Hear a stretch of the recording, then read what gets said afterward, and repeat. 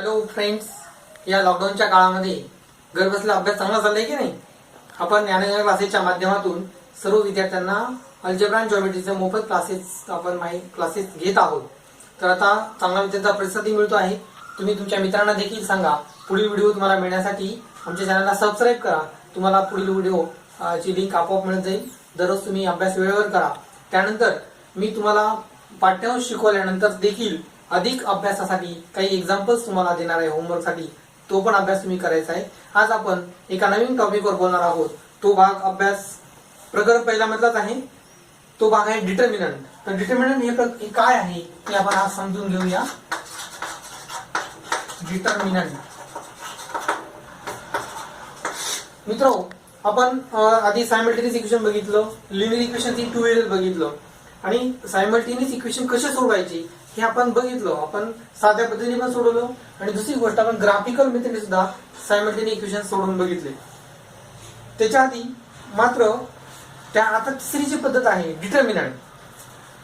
How to solve simultaneous equation easily and in less space. यासाठी एक Swiss mathematician आहे गार्बियल Cramer यांनी method शोधून काढलेली आहे आणि म्हणून त्या मेथडला नाव दिले क्रॅमर्स रूल किंवा क्रॅमर्स मेथड. त्यांनी सायमल्टेनियस इक्वेशन सोडून आपण बघितलं मागच्या वेळेस. ग्राफिकल मेथड सोडायची म्हटली किंवा दुसऱ्या पद्धतीने सोडायची म्हटली तर त्याला वेळ लागतो. पण कमीत कमी वेळामध्ये दोन सायमल्टेनियस इक्वेशन्स कसे सोडवायचे, त्याची सोल्युशन कसं काढायचं यासाठी गॅब्रियल क्रॅमर यांनी एक पद्धत शोधून काढलेली आहे. त्या पद्धतीला त्यांचंच नाव देण्यात आलेलं आहे क्रॅमर्स मेथड किंवा क्रॅमर्स रूल म्हणून प्रसिद्ध आहे. तत्पूर्वी डिटर्मिनंट म्हणजे काय हे आपण समजून घेऊया. अशा प्रकारचा डिटर्मिनंट असतो ए बी सी आणि डी. हा झाला डिटर्मिनंट. आता या डिटर्मिनंट मध्ये हे जे दिलेलं आहे त्याच्या आडव्या रांगा आहेत त्याला म्हणतात row, R O W row. आणि हे जे उभ्या रांगा आहेत त्याला म्हणतात कॉलम. आता हा जो डिटर्मिनंट आहे हा 2x2 डिटर्मिनंट झाला. 2x2 म्हणजे याच्यामध्ये दोन कॉलम आहेत आणि दोन रो आहेत. हे कॉलम आणि आडवे रो. लक्षात ठेवा, रो रांगा, उभे कॉलम. बांधकामाचा कॉलम असतो की नाही, तो कसा असतो, उभा असतो ना, म्हणून त्याला कॉलम म्हणायचं. हा column C1 C2 C1 C2 R1 R2 row 1 row 2. आता या डिटर्मिनंटची व्हॅल्यू कशी काढायची, तर डिटर्मिनंटची व्हॅल्यू बघा अशा प्रकारे येईल. Value of the determinant A into B, याचा क्रॉस मल्टिप्लिकेशन करायचं. A इंटू बी मायनस याचं मल्टिप्लिकेशन घ्या B इंटू C. म्हणजे डिटर्मिनंटची व्हॅल्यू आली AD minus BC. This is the value of this determinant. आता आपण काही एक्झाम्पल्सच्या आधारे डिटर्मिनंट कसे सॉल्व्ह करायचे ते बघूया. Take one example. परीक्षेमध्ये एक गुणांसाठी प्रश्न येईल. Find the value of the following determinant. Example 1. Find the value of the following determinant. A is equal to 5 3 7 9. अगदी इझी आहे. आता तुम्हाला मी सांगितलं डिटर्मिनंटची व्हॅल्यू कशी फाइंड करायची. तर बघा 5 into 9. Take cross multiplication of these two numbers. 5 into 9 minus 7 into 3. 5 नंतर किती होतो 45 आणि 7 3 चा 21. Take the subtraction of these two numbers. याचा आन्सर आलं 24. This is the value of the about determinant A. Similarly, take another example. Suppose determinant B 2 root 3 9 2 आणि 3 root 3. हा determinant कसा सॉल्व्ह करायचा, नेहमीच्या पद्धतीने या दोघांचा क्रॉस मल्टिप्लिकेशन घ्या. 2 root 3 into 3 root 3 minus 2 into 9. बघा 2 3 चा किती होतो 6 आणि रूट 3 इंटू रूट 3 काय होईल 3 मायनस 2 9 2 चा 18 6 3 चा 18 मायनस 18 काय याची व्हॅल्यू 0. म्हणजे value of this determinant B is equal to 0. आता आपण तुमच्या पाठ्यपुस्तकामध्ये एक्सरसाइज दिलेला आहे 1.3. तत्पूर्वी डिटर्मिनंट सॉल्व्ह करण्यासाठी जी काही पूर्वतयारी आहे तिच्याकडे आपण बोलूया. डिटर्मिनंट सॉल्व्ह करण्यासाठी त्याच्या आधी काय आवश्यक ती तयारी केली पाहिजे त्या भागाकडे आपण वळणार आहोत. सपोज दोन सायमल्टेनियस इक्वेशन आपण बघूया. जर तुम्हाला अशा प्रकारचे दोन सायमल्टेनियस इक्वेशन दिले असतील a1x plus b1y is equal to c1 equation number 1. Second equation असेल a2x plus b2y is equal to c2 equation number 2. लक्षात ठेवा डिटर्मिनंट सॉल्व्ह करण्याची एक कॉमन मेथड आहे. दोन डिटर्मिनंट दिले असतील तर डिटर्मिनंट फॉर्म करताना आधी डिटर्मिनंट डी फॉर्म करायचा आहे. तर याचे कोएफिशिएंट घ्यायचे. कोएफिशिएंट ऑफ x घ्यायचे a1 a2. Coefficient of y या b1 b2. हा झाला तुमचा डिटर्मिनंट d. त्यानंतर d ऑफ x. आता d ऑफ x मध्ये x चे जे कोएफिशिएंट आहेत a1 a2 ते लिहायचे नाही. त्याऐवजी कॉन्स्टंट घ्यायचे c1 c2 आणि इथं b1 b2 तशाच प्रकारे लिहू. आणि आता आहे डिटर्मिनंट ऑफ y. आता इथं देखील y च्या ऐवजी y चे जे कोएफिशिएंट आहेत त्याऐवजी कॉन्स्टंट घ्यायचे आहेत. म्हणजे इथं येईल a1 a2 c1 c2. हे लक्ष समजून घेणं जास्त महत्वाचं आहे. डिटर्मिनंट डी मध्ये कॉन्स्टंट येणार नाही तर x आणि y चे कोएफिशिएंट्स येतील. अशा प्रकारे कॉलम मध्ये लिहायचे a1 a2 coefficient of x coefficient of y. d of x मध्ये x चे कोएफिशिएंट येणार नाही तर त्या x च्या कोएफिशिएंटच्या जागी काय येतील कॉन्स्टंट असतील c1 c2 आणि y चे कोएफिशिएंट तिथे राहतील. डिटर्मिनंट ऑफ y मध्ये y चे कोएफिशिएंट येणार नाही त्याच्या जागी कॉन्स्टंट येतील आणि x चे कोएफिशिएंट येतील. मग आता व्हॅल्यू ऑफ d कशी काढायची by Cramer's rule. By Cramer's rule value of x is equal to dx upon d and value of y is equal to dy upon d. हे लक्षात ठेवणं महत्वाचं आहे. हाच आपण बेसिक बघितलं. याच्यावर आधारित आपल्याला काही एक्झाम्पल एक्सरसाइज 1.2 मधून सोडवायची आहे. 1.3 आता आपण बोलणार आहोत पान नंबर 16 प्रॅक्टिस सेट 1.3. आधी सर्वात महत्वाचे म्हणजे ही बेसिक कन्सेप्ट. हे जर तुम्हाला एकदा समजलं तर तुम्ही हजारो उदाहरणं सोडवू शकतात. हा एक ब्लॉक तयार करून ठेवा की how to find determinant form determinant D, how to form determinant D of X, how to form D of Y and how to find value of x, value of y. Value of x is equal to dx upon d and y is equal to dy upon d by Cramer's rule. Now let us see practice set 1.3. Start right now. Question number 1 from practice set 1.3. Practice set 1.3. Question number 1. Fill in the blanks with correct number. One determinant is given 3, 2, 4, 5. Now 3 into blank box is given. Again here blank box is given into 4 is equal to 15 is equal to blank box minus 8 is equal to again blank box is given. Now we know very well how to solve the determinant. Take multiplication of these two terms 3 into 5. Here you have to write 5. Take cross multiplication of 4 into 2. Here 4 is already given, therefore write here 2. Now 3 5s are 15. 2 4s are 8. 8 minus 15 how much? 7. This is your answer. This question will ask for 1 mark. How simple it is. So simple. Now take second example. Find the values of the following determinant. Now take first example. Determinant is given -1, 7, 2 and 4.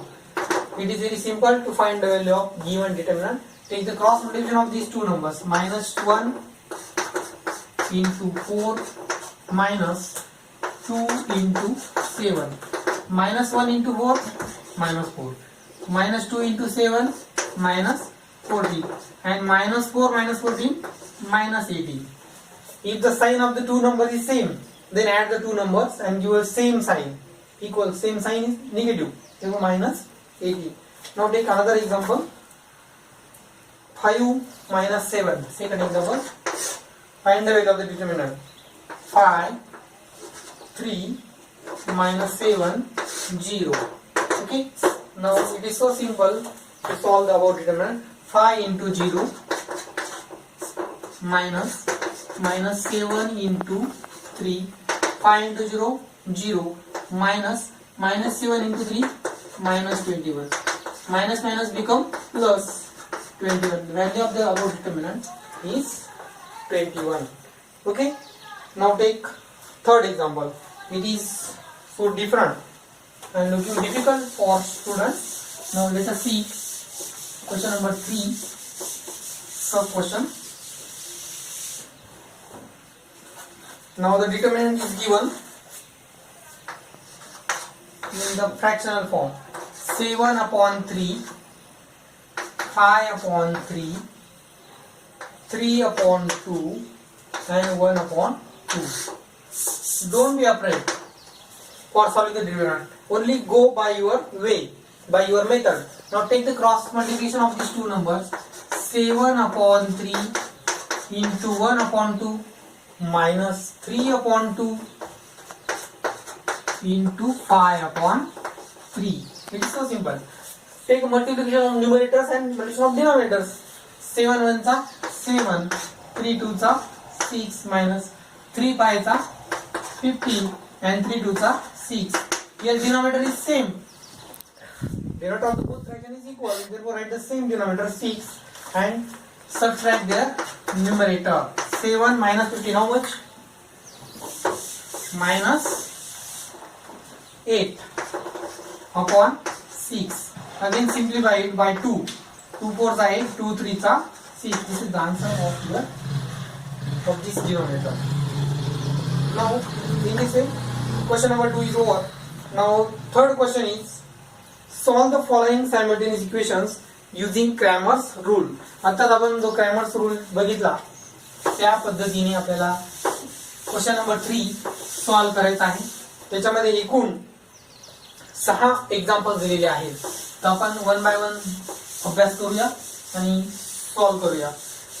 विद्यार्थ्यांनी हातामध्ये pen, कागद म्हणजे वही घेतली पाहिजे आणि माझ्या बरोबरच एक्झाम्पल सोडवली पाहिजे, म्हणजे तुम्हाला ते अधिक सोपं होईल. See question number 3. Solve the following simultaneous equations using Cramer's rule. Cramer's rule वापरून आपल्याला ही एक्झाम्पल सोडवायचं आहे. पहिलं इक्वेशन आहे 3x minus 4y is equal to 10 आणि दुसरं इक्वेशन आहे 4x plus 3y is equal to 5. आता आपण 3x minus 4y is equal to 10 आणि 4x plus 3y is equal to 5. सर्वात प्रथम म्हणजे आपण दिलेले जे एक्झाम्पल आहेत बघा, सोल्युशन घेताना ते इक्वेशन असे लिहून घ्या. इक्वेशन नंबर 1 म्हणजे हे कोणत्या फॉर्म मध्ये पाहिजे आपण बघितलं. a1x plus b1y is equal to c1. Second example बघा, 4x plus 3y is equal to 5. Equation number 2. It is also in the form a2x plus b2y is equal to c2. आता आधी determinant form करायचा. त्यासाठी काय करायचं आपल्याला, x चे coefficient लिहायचे 3 and 4. त्यानंतर y चे कोएफिशिएंट लिहायचो -4 आणि 3. मग हा सॉल्व करायचा. त्या कसं सॉल्व होईल, 3 into 3 -4 into -4 which is equal to 9. Minus become plus. 4 4s are 16. Value of d is equal to 25. Now after that dx is equal to, आता तुम्हाला मगाशी मी सांगितलं की dx फॉर्म करताना x चे कोएफिशिएंट लिहायचे नाही, त्याऐवजी काय लिहायचे, कॉन्स्टंट टर्म लिहायचे 10 and 5 आणि y चे कोएफिशिएंट आहे -4 आणि 3. आता हा डिटरमिनंट सॉल्व करा. 10 into 3 -5 into -4. 10 3 चा किती होईल 30. मायनस आले प्लस 5 4 चा 20. याची तुम्हाला ऍडिशन आली 50. This is the value of dx. आता आपल्याला dy ची व्हॅल्यू फाइंड करायची आहे. dy dy is equal to determinant of y, त्या ठिकाणी x चे कोएफिशिएंट येतील 3 and 4 आणि y च्या कोएफिशिएंट ऐवजी काय येतील कॉन्स्टंट टर्म्स 10 and 3. आता हा डिटर्मिनंट सॉल्व करण्यासाठी 3 into 3 minus 4 into 10, 3 3 चा 9, 4 10 चा 40. 10 आणि इथं 5 आहे, 10 and 5, 3 into 5 50 and minus 40 म्हणजे minus 25. हे आलं minus 25. आता बाय क्रॅमर्स रूल इथं शेवटी म्हणायचं आहे, आपण d ची व्हॅल्यू काढली डिटरमिनंट d ऑफ x काढला, d ऑफ y काढला. आता आपल्याला काय पाहिजे, आपलं टार्गेट काय आहे to find the value of x and y, म्हणजे आपल्याला सोल्युशन पाहिजे.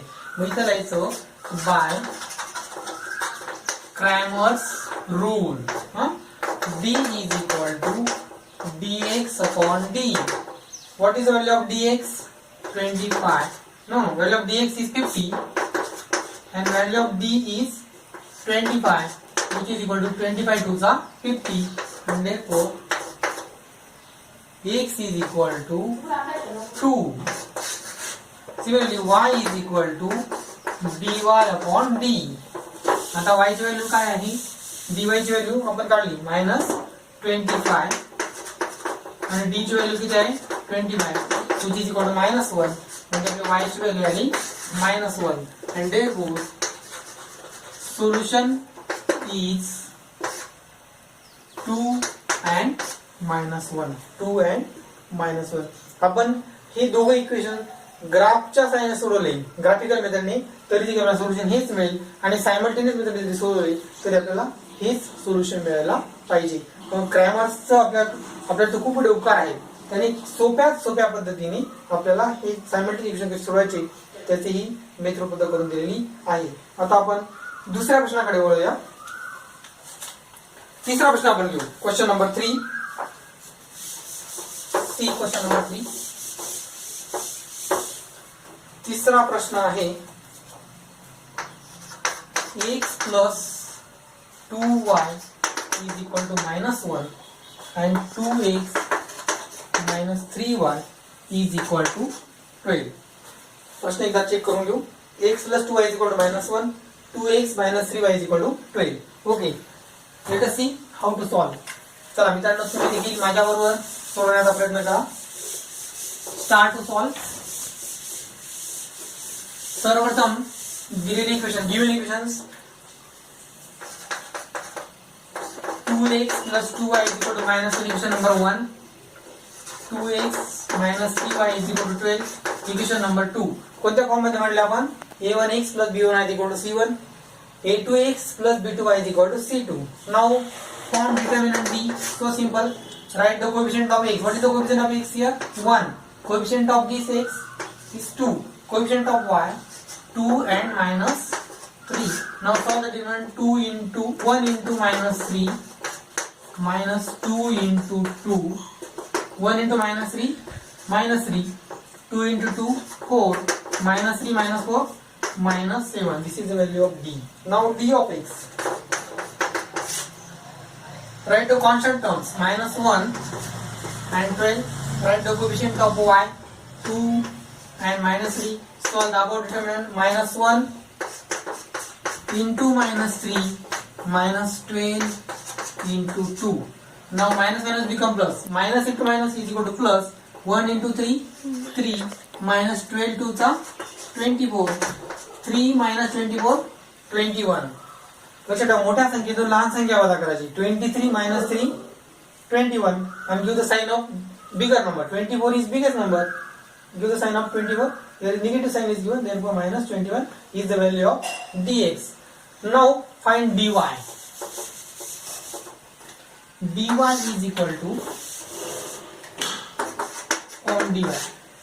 Write the coefficient of x -1 12. In place of y, coefficient of y, write constant numbers -1 and 12. 1 and 2. Coefficient of x 1 and 2. 1 and 2. Coefficient of x then in case of coefficient of y, you have to write constant number -1 and 12. Now solve this determinant. 1 into 12 minus 2 into minus 1. 12 minus minus plus 2 into 1 2. 12 plus 2 14. This is the value of dy. Now write by Cramer's rule. By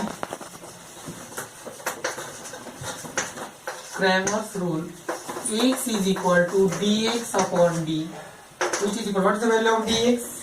Minus 21, and value of d is minus 7. Both minus and become plus. 7 3s are 21. Therefore value of x is equal to 3. If at the numerator negative sign is given and at the denominator negative sign is given, therefore minus minus become plus. Therefore value of x is equal to 3. Now similarly value of y is equal to dy upon d. Now what is the value of dy? We already calculated, it is 14 upon value of d is minus 7.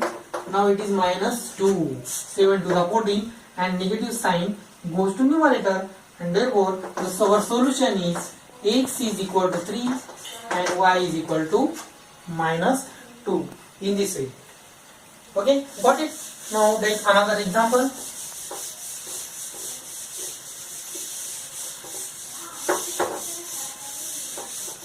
Now take another example. Question number 5. Here 4m plus 6n is equal to 54. 3m plus 2n is equal to 28. In this way, 4m plus 6n is equal to 54. 3m plus 2n is equal to 28. Now we have to solve this equation by using Cramer's rule.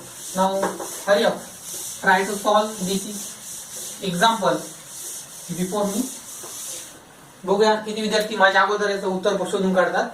चला तर मग आपण दिलेलं equation आधी एका form मध्ये मांडूया. a1x plus b1y is equal to दिलेच आहे त्या फॉर्म मध्ये, म्हणून ते आपण त्याला इक्वेशन नंबर 1 and 2 असं नाव दिलं. Equation number 1, 3m plus 2n is equal to 28. Equation number 2. Now find d. D is equal to coefficient of x and here coefficient of y, 6 and 2. Now find the value of d. 4 into 2 minus 3 into 6. 4 2s are 8.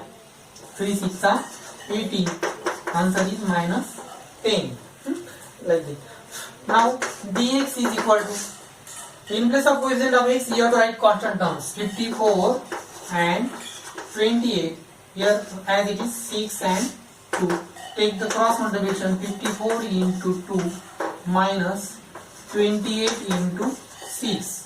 Now 2 4s are 8, 2 5s are 10, 108 minus 6 8s are 48, 4 4 6 are 12, 12 plus 4 16. Now subtraction is 60. 168 minus 1080. आपण d ची value काढली -10, dx ची value काढली -60. आता आपल्याला dy ची value काढायची आहे. dy ची व्हॅल्यू काढण्यासाठी कॉन्स्टंट टर्म्स घ्यायचे या ठिकाणी. आधी x चे कोएफिशिएंट घ्यायचे 4 and 3 आणि कॉन्स्टंट टर्म घ्यायचे 54 आणि 28. तर तुम्हाला dy ची मिळेल 4 into 28 minus 3 into 54. 4 into 28 4 किती होईल? 112. 4 3 3 12. 3 4 12 carry 1. 3 by 15 plus 1 16. 162 minus 112 0 0. याचा आन्सर इज -50. आपल्याला आता d ची व्हॅल्यू मिळाली, dx ची मिळाली, dy ची व्हॅल्यू मिळाली आणि म्हणून therefore by Cramer's rule x is equal to dx upon d. dx ची व्हॅल्यू आहे -60. d ची व्हॅल्यू आपण काढलेली आहे -10 which is equal to किती आलं 6. मायनस मायनस प्लस झालं 10 × 60. आता y ची व्हॅल्यू काढा. y is equal to dy upon d. dy ची व्हॅल्यू आपण काढली -50. d ची व्हॅल्यू आहे -10 म्हणजे आन्सर आलं 5. and therefore solution of the above given equation is 6 and 12. Therefore solution is 6 and 5. This is your answer. अशा प्रकारे given simultaneous equations how to solve by Cramer's rule हे आपण आता बघितलं. आता यासाठी तुम्हाला काही एक्झाम्पल्स होमवर्क म्हणून मी तुम्हाला देतो आहे, ते तुम्ही लिहून घ्या आणि सोडवण्याचा प्रयत्न करा. Take some example for homework. Homework करणं अतिशय महत्वाचं आहे.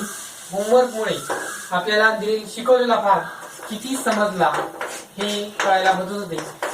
आता काही उदाहरणं आपण बघूया. पहिला क्वेश्चन तुम्हाला देतो. Find the value of the following determinant. Find the value of the following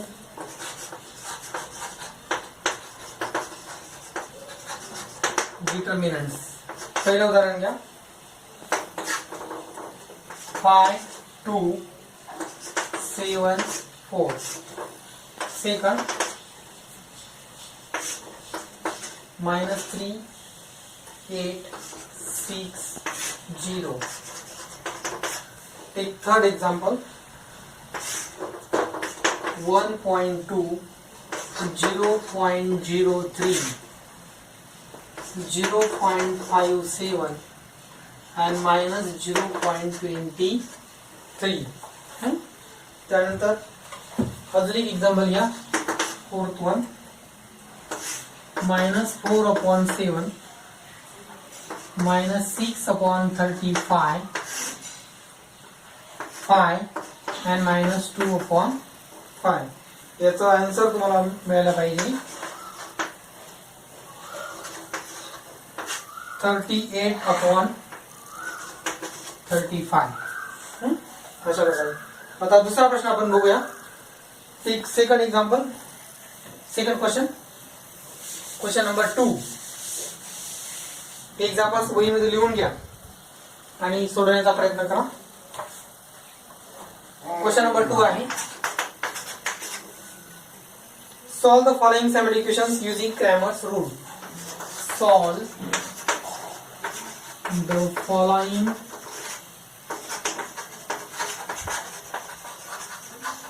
simultaneous equations by Cramer's rule. त्याचं पहिलं उदाहरण आपण बघूया.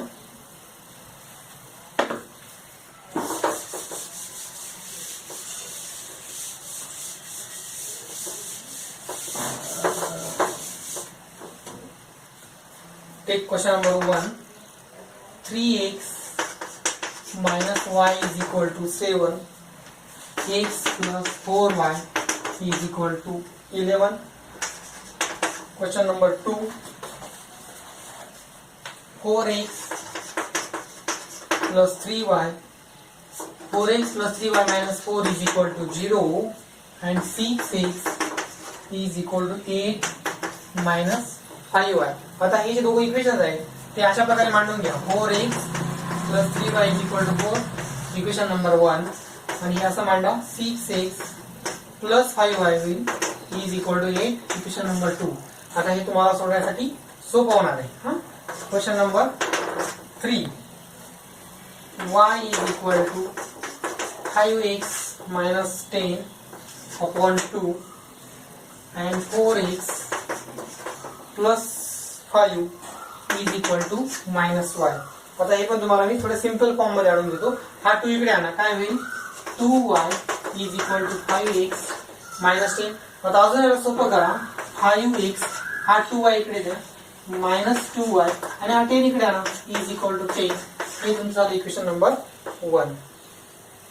5x इथे ठेवला. हा 2y इकडे आला minus 2y झाला. हा मायनस इकडे झाला प्लस 10 झाला. आता हे तुम्हाला दिलेलं आहे. हे पण असं होईल 4x हा -5 इकडे जाणार होईल +y आणि 5 तिकडे जाणार होईल -5. Equation number 2. आपण हे दोन्ही equations a1x + b1y = c1, a2x + b2y = c2 या फॉर्म मध्ये मांडलेले आहेत. डिटरमिनंट फॉर्म करा. व्हॅल्यू ऑफ d काढा, dx काढा डीवाय काढा. एकदा मला तिघ व्हॅल्यू मिळाली, डी ची मिळाली, डी ची मिळाली, डीवाय ची मिळाली की तुम्ही by Cramer's rule value of X काढू शकतात. X is equal to DX upon D, Y is equal to DY upon D. अशा प्रकारे तुम्हाला क्रॅमर्स रूलच्या साहाय्याने कोणतंही एक्झाम्पल सोडवता येणं सहज शक्य होणार आहे. आज आपण या ठिकाणी क्रॅमर्स रूलचा अभ्यास केला आणि आता विद्यार्थ्यांनो क्रॅमर्स रूलचं वरचं कुठलंही उदाहरण आलं तर तुम्हाला ते सहजपणे सोडवता आलं पाहिजे. व्हिडिओची मर्यादा, वेळेची मर्यादा आणि त्याच्यात डाटाची मर्यादा लक्षात घेऊन आपण जरा फास्ट घेत आहोत. तुम्ही मात्र जर समज नसेल, तुमचा वेग कमी असेल शिकण्याचा, काही मुलांचा शिकण्याचा वेग भरपूर असतो, ते माझ्या वेगाने पळू शकतात, पण ज्यांचा शिकण्याचा वेग माझ्यापेक्षा कमी आहे त्यांनी व्हिडिओ पॉज करून ते बघू शकतात किंवा पुन्हा व्हिडिओ मागे जाऊन बघू शकतात. मात्र ही गोष्ट लक्षात घ्या की आपण आपलं अभ्यास कंटिन्यू चालू ठेवला पाहिजे. Okay, all the best.